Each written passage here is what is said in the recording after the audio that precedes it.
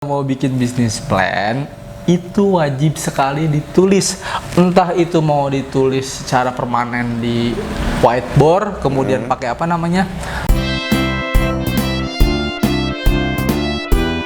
mari ngevlog di kebun desain. Assalamualaikum warahmatullahi wabarakatuh. Selamat datang di vlognya Kebun Desain.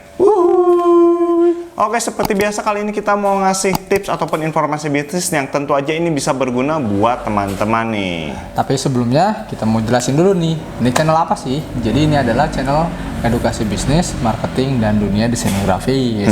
Dan channel ini merupakan bagian dari studio desain grafis Kebun Desain yang menjual berbagai jasa desain logo, desain kemasan, desain sosial media, dan juga jasa legalitas seperti OSS dan HKI Iya, dan tentu aja buat teman-teman yang pengen order desain logo, desain kemasan, sampai daftar-daftar legalitas kayak tadi, itu bisa kontak nomor WhatsApp yang ada di deskripsi.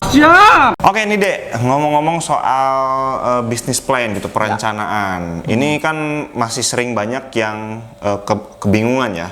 Orang yang pengen baru memulai bisnis, cara bikin bisnis plannya kayak gimana, atau bikin plan yang bagus itu kayak gimana. Nah, ini ada pembahasan nggak terkait itu nih? Oke, kalau kita membahas bisnis plan yang bagus kayak gimana, kayaknya udah sering banget ya. Mending kita bahas hal apa saja yang harus dihindari dalam membuat bisnis plan. Oke. Jadi kita bisa mengurangi resiko dalam pembuatan bisnis plan itu sendiri. Iya, biar nggak banyak salahnya nih ya. Iya. Oke, yang pertama nih. Nah, yang pertama yang harus dihindari dalam membuat bisnis plan itu adalah jangan sekali-kali kamu buat bisnis plan tapi belum ada customer yang tepat dan target market yang jelas.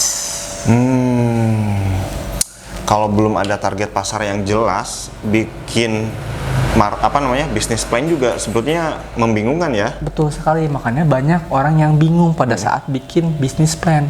Salah satunya ini, dia nggak tahu customernya siapa dan target market spesifiknya itu mau yang seperti apa. Misal, kamu mau jualan teflon. Oke. Teflon itu kan sekarang banyak macamnya ya. Ada teflon yang nggak perlu pakai minyak bisa, ya, ada yang pakai minyak bisa. Nah, itu tentukan dulu nih target marketnya siapa nih, orang-orang yang senang diet atau orang-orang yang senang makanan yang crispy. Otomatis kalau misalnya orang-orang yang senang diet, ya berarti jual teflon yang tanpa minyak pun bisa. Gitu. Jadi kan jelas itu spesifik. Oke, ibu-ibu customernya, tapi kan ibu-ibu juga ada yang memang suka healthy, ya nggak sih, yang yang sehat gitu. Iya, isu-isu kesehatan ya. Iya, ada juga yang memang dia pengen makanan pokoknya enak di mulut, tapi tidak memperhatikan kesehatannya. Itu simpelnya. Itu ya, berarti penting banget nih kita itu harus tahu dulu siapa target pasar spesifik kita ya. Betul sekali, Om. Karena kalau kita nggak punya nggak tahu target spesifik kita, mau jualan juga bingung tuh ya. Iya, betul. Mau jualan teflon tadi, tapi si target pasarnya siapa, bingung mau teflon yang mana nantinya kayak gitu ya. Iya, dan juga mau menentukan target mau menentukan daily activity atau marketing setiap harinya itu gimana? Bingung juga. Iya. Yang kedua ini nih ya. Mau bikin bisnis plan, tapi bisnis plannya nggak ditulis. Gitu. Jadi kalau misalnya kita mau bikin bisnis plan, itu wajib sekali ditulis. Entah itu mau ditulis secara permanen di whiteboard, kemudian pakai pakai spidol permanen, atau mau ditulis di PowerPoint, kemudian disimpan di Google Drive, terserah kalian. Kenapa hal ini perlu dilakukan? Ya biar kamu ingat dan biar bisnis plan kamu itu on the track. Iya. Jadi nggak melebar kemana-mana gitu. Misalnya awalnya tadi jualan teflon, karena nggak on the track malah jualan makanan, bukan jualan alat masaknya. Gitu. Ya meskipun misalkan teman-teman daya ingatnya itu tinggi misalkan ya. Bagus lah. Bagus kayak gitu ya. Ya tetap aja harus dicatat kayak gitu. Karena banyak hal yang memudahkan kan teman-teman itu terdistraksi kayak gitu ya. Betul. Misalkan tadi pengen jualan teflon, bisnis plan-nya udah dicatat, tapi di tengah jalan itu kadang ada orang yang nawarin, bisnis ini bagus loh, bisnis ini bagus loh, inget tuh bisnis plan teman-teman itu kerjain dulu kayak gitu. Iya, jangan terdistraksi ke bisnis-bisnis yang lain kayak gitu. Betul sekali. Yang berikutnya, biasanya nih ya, banyak sekali orang yang mau bikin bisnis, idenya kreatif banget. Ide boleh kreatif, tapi harus realistis. Iya, benar-benar. Misalnya bikin idenya itu yang mau jualan teflon di metaverse. Itu kreatif sih sebenarnya. Iya tapi sih. realistis nggak sih? Ya nggak realistis lah. Metaverse itu kan dia digital, gimana kita mau masak dan gimana kita mau kenyang. Iya. Kalau misalnya di metaverse kita mau jualan game online, oke lah masih bisa dinikmati ya, karena kan masih bisa kita nikmati secara virtual. Tapi kalau masak, ya kreatif banget tapi nggak realistis juga, gimana nanti menjualnya ataupun cara menikmatinya. Betul sekali. Gitu. Jadi kan kalau yang namanya teflon itu harus ada bentuknya, karena kita makan nggak mungkin makan digital kan. Banyak banget lah ya yang kreatif lah ya di di bidang bisnis, dan kadang kreativitasnya itu juga banyak yang kurang diterima gitu karena tidak realistis. Ada juga kadang misalkan bakso WC.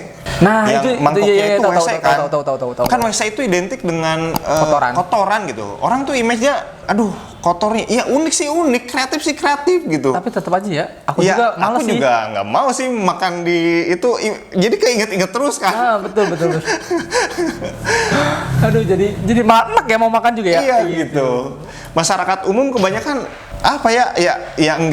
nggak mau makan di ini, jorok gitu. Iya, padahal walaupun itu bersih, tapi tetap aja kan mindset kita, stereotip kita atau secara umum kita udah membayangkan itu adalah tempat yang kotor. Iya gitu. Ya kreatif sih ya, cuman nggak kurang inilah gitu. Kita bahas lagi yang berikutnya itu masih dengan kerealistisan. Jadi kalau misalnya kita mau bikin sebuah bisnis atau ide bisnis, perhatikan juga kondisi keuangan kita saat ini. Misalnya tadi, kira-kira kita mau menjualan teflon, bisa nggak sih langsung produksi? Kalau misalnya langsung produksi, wah itu perlu budget banyak. Ya udah, jangan dulu produksi. Sekarang kita coba aja dulu jadi reseller. Misalnya, kita kalau misalnya jadi reseller minimal harus beli 100.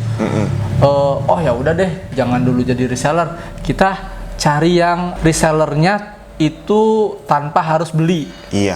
Bisa kan cara-cara seperti itu? Sesuaikan dengan keuangan saat ini. Jadi jangan kalian ngoyo, mau jualan teflon harus punya modal 100 juta untuk produksi. Bisa nggak ngejualnya? Kalau misalnya nggak bisa ngejualnya, minimal jadi reseller dulu lah gitu. Iya. Nah, iya tuh berkaitan dengan modal itu ya penting ya. Gimana kamu mau bikin bisnis plan gitu ya? Kalau modalnya itu nggak ada gitu. Iya, bisa sih nggak ada modal, tapi berarti harus disesuaikan lagi bisnis plan-nya. Gitu. Iya, maksudnya gini, bisnis plan, bisnis ini, gitu, bisnis A, bisnis C gitu ya, yang kamu itu perlu modal gitu, tapi modalnya nggak ada. Nah, jadi harus disesuaikan lagi bisnis plan-nya. Iya gitu. Maksudnya.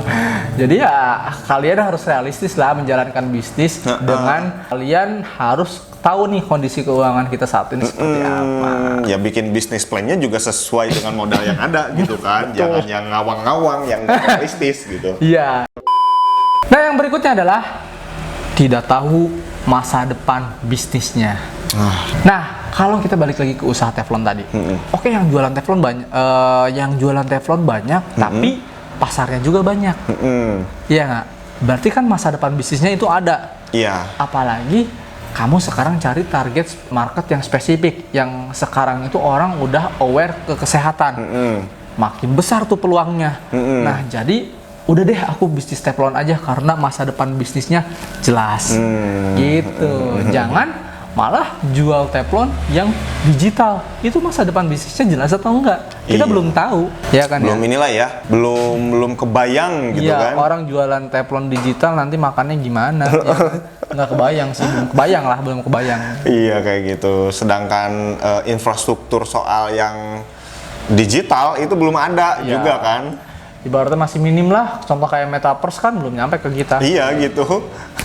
Mau gimana? Ya lagian juga mau didigitalin, mau di metaversein, ngapain teflon digital? Sedangkan kita butuh makan itu, makanan yang digital itu kan nggak bikin kenyang. Iya. Gitu. Jadi harus jelas bisnis plan-nya seperti apa, Betul, kayak gitu. Oke, yang terakhir, yang paling penting adalah tidak punya logo dan tidak mau branding. Ini kesalahan yang sangat fatal. Iya, jadi kalau mau bikin bisnis plan dan mau eksekusi bisnisnya setelah plannya sudah jadi, ya jelas harus punya logo dulu dan harus mau branding. Ya, itu akan berkaitan dengan, kan bisnis plan itu ya ada strategi-strategi di dalamnya ya. Kalau kamu nggak punya brand kayak logo, kayak desain kemasan dan lain sebagainya, itu nanti ngepromoinnya tuh gimana gitu. Logonya nggak ada, misalkan logo Cipta Karya misalkan kayak gitu Teflon Cipta Karya. Teflon Cipta Karya. Nah, kamu mau promoin apa? Teflon siapa gitu kan? Iya. Bingung kan? Iya. Gitu. Makanya harus ada logo kayak gitu, harus ada desain logo, desain kemasannya dan lain sebagainya kayak gitu ya. Jadi logo dan branding itu penting buat kelanjutan usahamu. Oke, itu aja untuk tip bisnis kali ini. Mudah-mudahan bermanfaat ya buat teman-teman yang masih bingung dengan gimana sih cara membuat bisnis plan atau hal-hal apa saja sih yang harus diperhatikan dalam membuat bisnis plan. Iya, biar nggak bingung lagi ya. Iya. Oke, jika dirasa suka jangan lupa di like, di komen, dan di subscribe, dan jangan lupa juga di share ke teman-teman kamu supaya orang-orang nggak bingung lagi nih soal bisnis plan kayak gitu, supaya bisnisnya itu on the track dan terarah, nggak kemana-mana gitu ya. Oke, thank you, sampai jumpa di vlog kita selanjutnya. Bye bye.